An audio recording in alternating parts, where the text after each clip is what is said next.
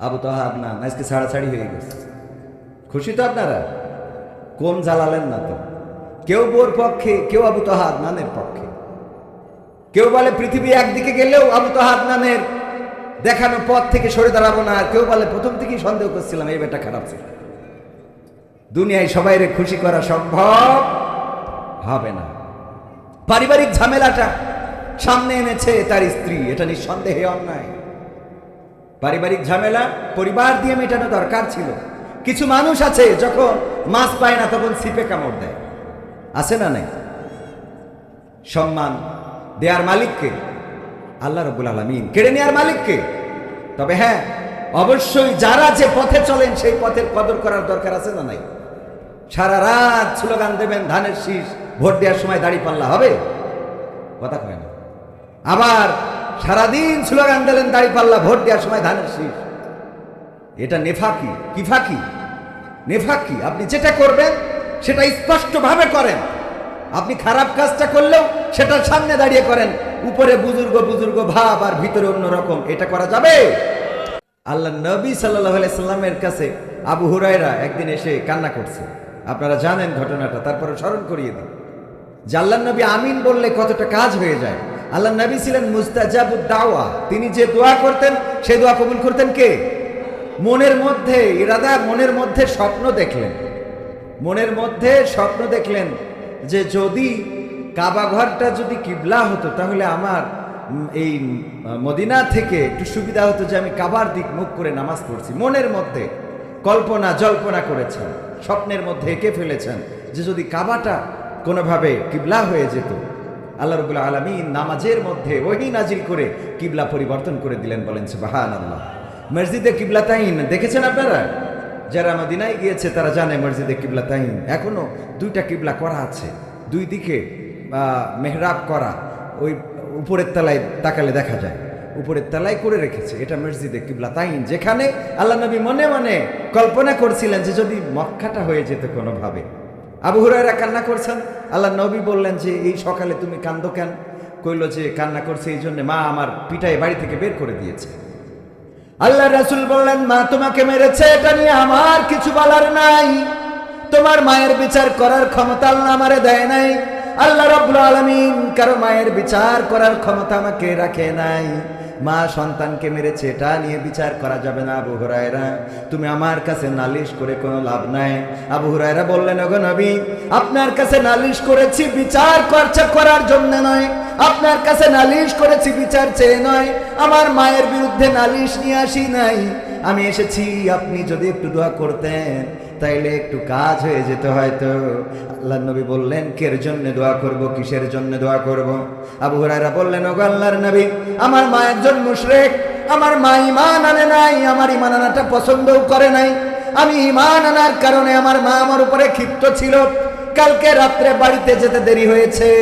মা জিজ্ঞাসা করলো কোথায় ছিলে এত রাত পর্যন্ত? আমি বললাম ওগো মা, আমি ছিলাম নবী মুহাম্মাদের কাছে সাল্লাল্লাহু আলাইহি ওয়াসাল্লাম, তার কাছে আমি ছিলাম। এই কথা শোনার পরে মা ক্ষিপ্ত হয়ে গেল, আমাকে মারা শুরু করলো। পিটাতে পিটাতে এক পর্যায়ে বলল আমার বাড়ি ছাড়তে হবে যদি নবী মুহাম্মাদকে নবী মানো, আর তা না হলে নবী মুহাম্মাদকে ত্যাগ করতে পারলে আমার বাড়ি থাকতে পারবা।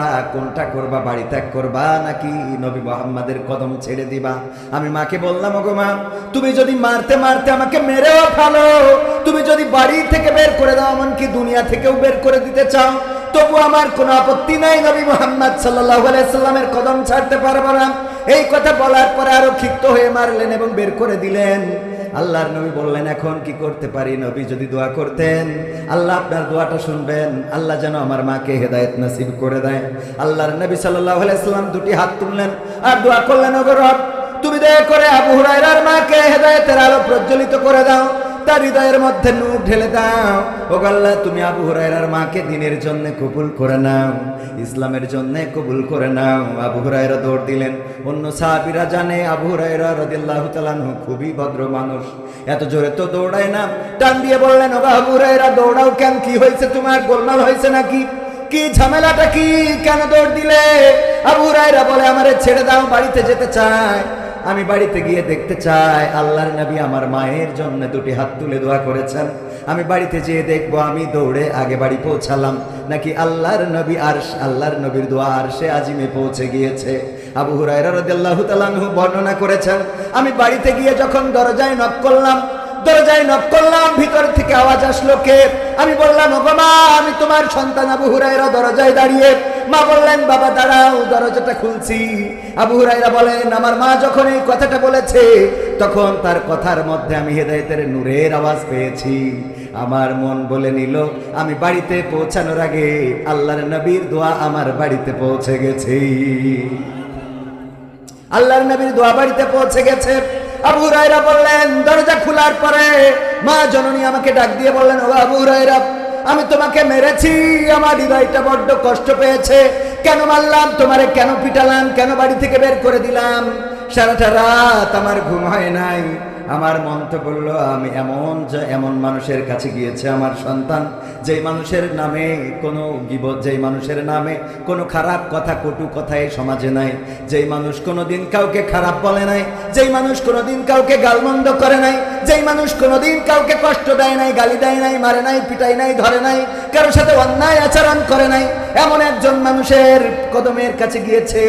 কেন তারে মারলাম? আমার অনুশোচনা হয়েছে। ওগো আবু হুরায়রা, তুমি নিয়ে চলো তোমার নবী মুহাম্মাদের কাছে, আমি সেখানে যে পড়ে নিতে চাই লা ইলাহা ইল্লাল্লাহু মুহাম্মাদুর রাসূলুল্লাহ সাল্লাল্লাহু। আল্লাহর নবী দোয়া করলেন, কবুল হয়েছে না হয় নাই?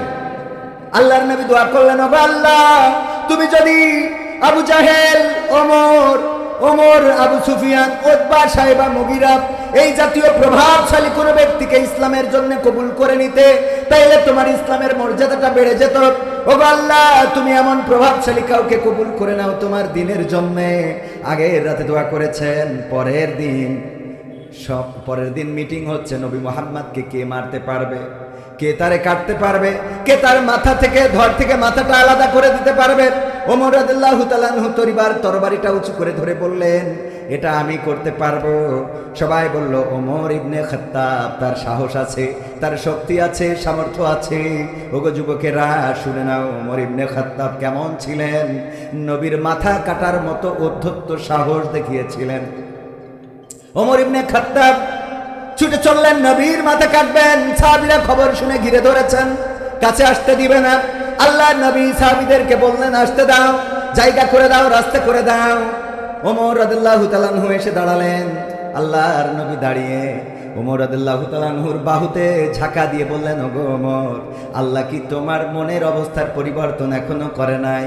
ওমর রাদিয়াল্লাহু তাআলা আনহু তরবারিটা নবীর কদমের কাছে রাখলেন এবং বললেন, ওগো নবী, আমি তওবা করেছি, আমি আমার বোন এবং আমার ভগ্নিপতির ইসলাম গ্রহণের খবর শুনে তাদেরকে এমন প্রহার করেছি, এত পিটিয়েছি, তারপরেও তারা ইসলামের বাণী ছাড়তে চায় নাই, কালেমার বাণী থেকে সরে আসতে চায় নাই, আপনার কদমটা ছাড়তে চায় নাই। আমি বুঝতে পারলাম নিশ্চয় এমন কোন বাণী, যেই বাণী রক্তপাতকে ভয় পায় না, যেই বাণী মৃত্যুকে ভয় পায় না। কি এমন বাণী আমার বোনের কাছে শুনলাম? আল্লাহ আমার হৃদয়ে হেদায়েতের আলো প্রজ্বলিত করেছে। এই তরবারি, যেই তরবারি দিয়ে আপনার গলা কাটতে এসেছিলাম, ওগো নবী, আপনার কদমের কাছে সঁপে দিয়ে বলছি, আজকে থেকে ইসলামের বিরুদ্ধে যে কথা বলবে, ওমরের তরবারি তার বিরুদ্ধে অবস্থান নিবে। দোয়া করেছিলেন কে? আল্লাহর নবী দোয়া করেছেন সাল্লাল্লাহু আলাইহি সাল্লাম। আর কবুল করেছেন কে? আল্লাহ রাব্বুল আলামিন কবুল করেছেন। ওগো আমার ভাইরা, এই জন্য বিশ্ব নবী হযরত মুহাম্মদ সাল্লাল্লাহু আলাইহি সাল্লামের নাম যখন শুনবো তখন কি বলবো? সাল্লাল্লাহু আলাইহি ওয়াসাল্লাম। এই ওয়াজটাই অন্তত মনে রাখেন। বেশি ওয়াজ শোনার দরকার নাই, অল্প ওয়াজ শোনেন, অল্প আমল নাজাতের জন্য যথেষ্ট হবে। অনেক জানি কিন্তু মানি না, এমন আছে না নাই? বলেন, আছে না নাই? অনেক জানে মানে না, অনেক বলে মানে না, অনেক বলে, অনেক ওয়াজ করে, কবির বিন সামাদও তার বাইরে নাকি, ধরা খালি বুঝা যায়। ঠিক না বে ঠিক? আবু তাহাব নাম আজকে ছাড়াছাড়ি হয়ে গেছে। খুশি তো আপনারা? কোন জ্বালালেন না তো। কেউ বোর পক্ষে, কেউ আবু তাহাব নানের পক্ষে। কেউ বলে পৃথিবী একদিকে গেলেও আবু তাহাব নানের দেখানো পথ থেকে সরে দাঁড়াবো না। আর কেউ বলে প্রথম থেকেই সন্দেহ করছিলাম এই বেটা খারাপ ছিল। দুনিয়ায় সবাইরে খুশি করা সম্ভব হবে না। পারিবারিক ঝামেলাটা সামনে এনেছে তার স্ত্রী, এটা নিঃসন্দেহে অন্যায়। পারিবারিক ঝামেলা পরিবার দিয়ে মেটানো দরকার ছিল। কিছু মানুষ আছে যখন মাছ পায় না তখন ছিপে কামড় দেয়, আছে না নাই? সম্মান দেয়ার মালিককে আল্লাহ রাব্বুল আলামিন, কেড়ে নেয়ার মালিককে। তবে হ্যাঁ, অবশ্যই যারা যে পথে চলেন সেই পথের কদর করার দরকার আছে না নাই? সারা রাত স্লোগান দেবেন ধানের শীষ, ভোট দেওয়ার সময় দাড়ি পাল্লা হবে? কথা কয় না। আবার সারাদিন স্লোগান দিলেন দাড়ি পাল্লা, ভোট দেওয়ার সময় ধানের শীষ। এটা নেফাকি। কি ফাঁকি? নেফাকি। আপনি যেটা করবেন সেটা স্পষ্টভাবে করেন। আপনি খারাপ কাজটা করলেও সেটার সামনে দাঁড়িয়ে করেন। উপরে বুজুর্গ বুজুর্গ ভাব আর ভিতরে অন্যরকম, এটা করা যাবে? আল্লাহ আমাদের এসব থেকে হেফাজত করুন, বলেন আমিন। সম্মানিত ভাইয়েরা, এলাকার সন্তান, এত করে ওয়াজ শোনানোর কিছু নাই, ওয়াজ যা শোনানোর শোনাবে না। আজমপুর মাঝের পাড়া নতুন মাদ্রাসার উদ্যোগে আজকে 12তম বার্ষিক তাফসিরুল কোরআন মাহফিলের শ্রদ্ধাভাজন সভাপতি জনাব মোহাম্মদ ইসরাফিল হোসেন সাহেব, যিনি সভাপতি মাঝের পাড়া জামে মসজিদ। এছাড়াও নতুন যে মাদ্রাসা হবে, নতুন এখানে একটা মাদ্রাসার পরিকল্পনা করা হয়েছে। যেই মাদ্রাসার উদ্যোক্তা শুধু বলবো না, প্রতিষ্ঠাতা বললেও ভুল হবে না, নিজের জমি বিক্রি করে,